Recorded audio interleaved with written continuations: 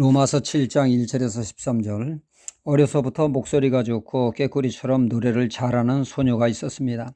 각종 노래대회에 상을 휩쓸었죠.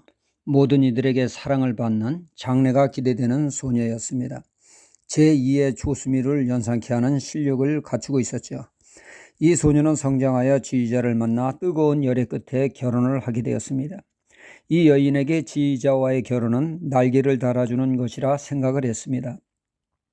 그러나 현실은 그렇지 않았죠. 음악에 빠삭한 지휘자 남편의 눈에 아내의 노래는 허점투성이었습니다. 늘 2% 부족합니다. 그러니 자연 야단을 칠 수밖에요. 어허, 이 사람이 이번엔 한 박자 늦었잖아. 어허, 이 사람이 거기에는 감정을 실어 노래를 해야지. 어허, 높낮이가 시원치 않네. 남편은 더 잘하라고 하지만 아내의 입장에서는 칭찬을 얻고 허건날 지적만 받으니 자신감이 뚝뚝 떨어집니다. 급기야는 아예 노래가 안 나오게 되었다는 얘기죠. 그러던 중 지휘자 남편이 그만 세상을 떠나게 되었습니다. 그리하여 이 여인은 세일즈맨을 만나 가정을 꾸리게 됩니다. 부인은 흥얼거리며 음식을 준비하고 있는데 거실에서 있던 남편이 달려와 당신 목소리가 너무 좋아 진심으로 칭찬해주며 노래를 불러달라고 부탁을 합니다.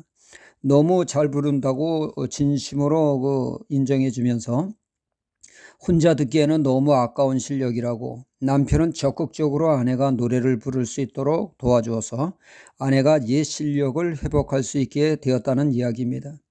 어제 말씀에 사도 바울은 종의 비유를 들어 믿는 우리는 제2의 종이 아니라 말씀에 순종하며 사는 의의 종, 순종의 종이 되었다고 했습니다.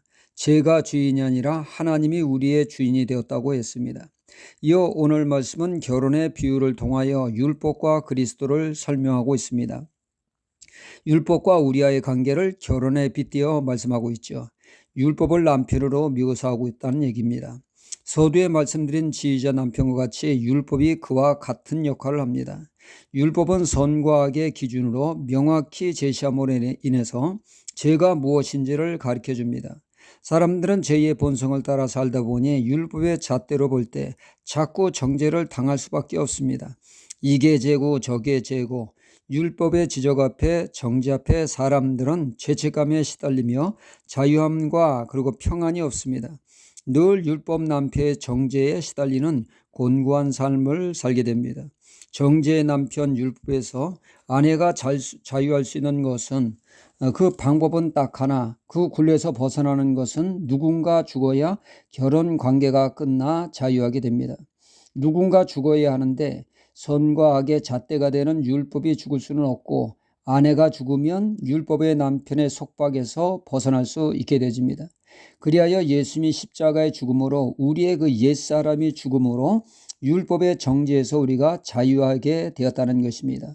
고로 더 이상 율법이 죽은 우리를 정죄하며 속박하는 것을 할 수 없게 되었다는 것입니다.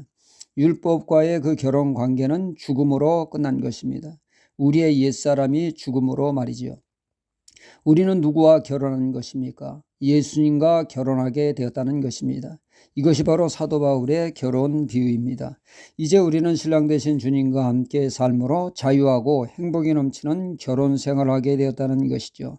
율법 남편의 정죄에 힘든 삶을 살게 했지만 주님은 은혜로 이끌기에 은혜로운 행복한 결혼 생활이 된다는 것입니다.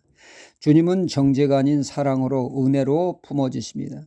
비록 넘어진 자에게도 다시금 말씀으로 살 수 있도록 신뢰해주고 도전할 수 있도록 꿈과 소망을 주십니다.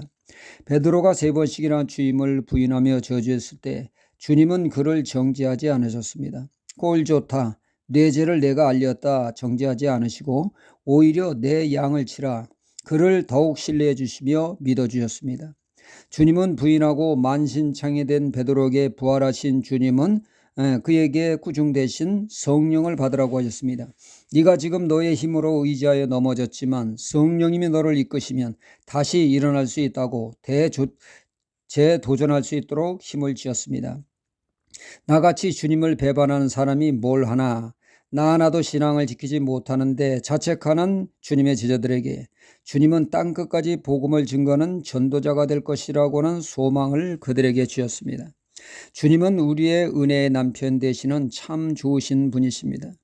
율법이 정죄의 역할을 하지만 결국 율법은 우리를 그리스도께로 인도하는 선한 기능이 있습니다. 죄를 깨닫게 하며 회개로 인도하죠. 율법이 강제되는 신앙과 교회는 정죄로 인해 늘 우울하게 되어집니다. 그러나 그리스도 중심의 신앙과 교회는 건강하고 활기차게 되어집니다. 그러므로 인해서 우리는 그리스도 우리 주님의 복음 중심의 신앙이 되어야겠습니다. 할렐루야.